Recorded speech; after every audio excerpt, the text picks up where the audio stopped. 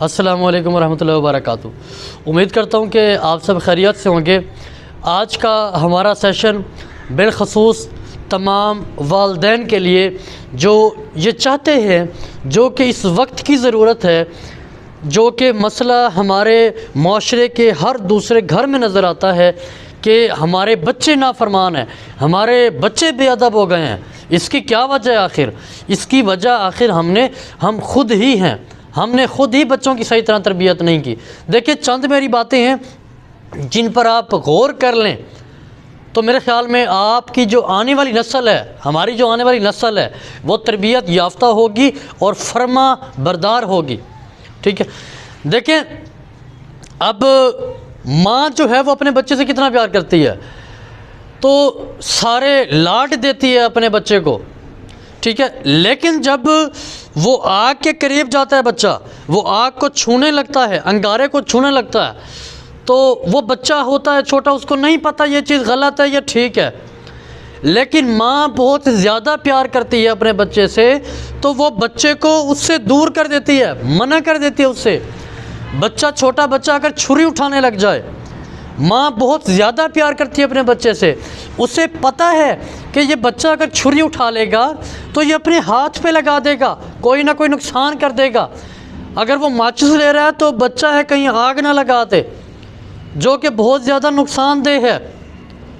تو یہ چیزیں بچے حالانکہ پتہ ہے چھوٹا بچہ ہے، ہم اس کو لاڈ دے رہے ہیں، بڑا پیار کرتی ہیں، ماں تو بہت زیادہ پیار کرتی ہے، ٹھیک ہے، لیکن پھر بھی جو غلط چیزیں ہیں ان سے منع کرتی ہے،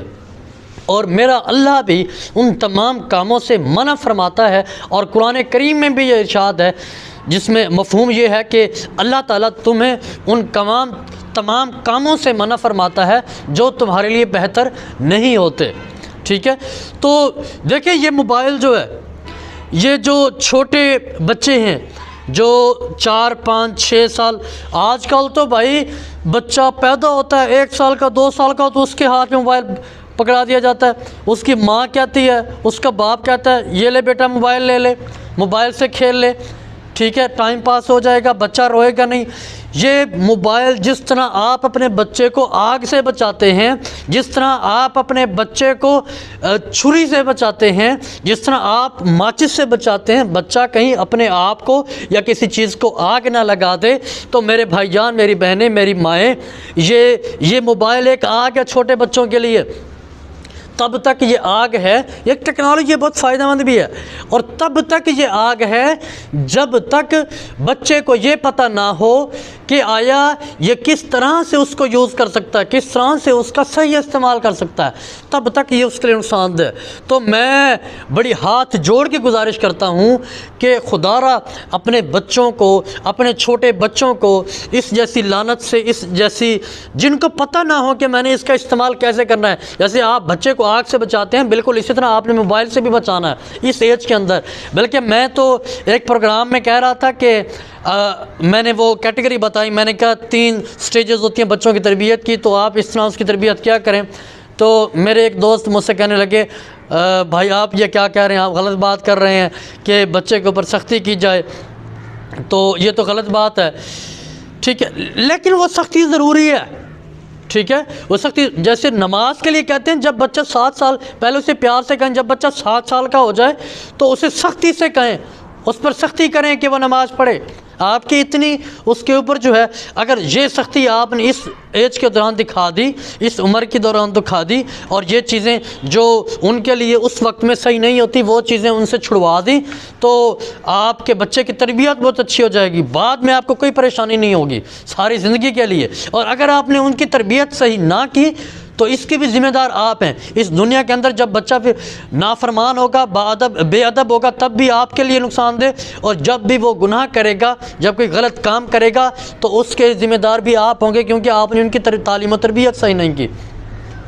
دوسری چیز جس پر آپ نے غور کرنا ہے، دوسری چیز، جو چھوٹے بچے ہیں، جو ابھی اڈلٹ نہیں ہوتے، بالغ نہیں ہوتے، جو سمجھ بوجھ نہیں رکھتے، ان کو آپ نے پیسوں سے دور رکھنا ہے، ان کے ہاتھ میں ڈائریکٹ آپ نے پیسے نہیں دینے۔ آج کل تو میرے خیال میں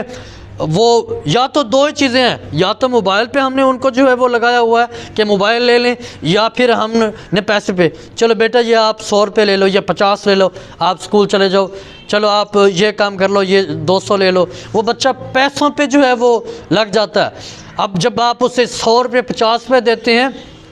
تو وہ اس سے چھوٹا بچہ ہے، تو وہ اس سے جا کے جب وہ عاقل بالغ نہیں ہوتا تو وہ اس سے جا کے کوئی ایسی چیز خرید سکتا ہے جو اس کے لیے نقصان دہ ہو، جو اس کے لیے فائدہ مند نہ ہو، جو اس کے لیے نقصان کا باعث بنے، ٹھیک ہے؟ تو اس کی بھی ذمہ دار آپ ہوں گے۔ اور جو بچہ ابھی چھوٹی سی عمر میں ہی آپ اسے پیسوں پہ لگا دیں گے تو میرے خیال میں بچہ جو ہے آگے جا کے کچھ نہیں کر سکتا، اسے کسی چیز کی لگن ہی نہیں ہوتی، اسے کسی چیز کی تڑپ ہی نہیں ہوتی، کسی چیز کو حاصل کرنے کا اس میں جذبہ ہی نہیں ہوتا۔ وہ کہتا ہے مجھے تو ہر چیز مل رہی ہے، مجھے کیا ٹینشن ہے، میں کیوں کوئی کام کروں، میں نہیں کرتا کام، مجھے کس چیز کی کمی ہے۔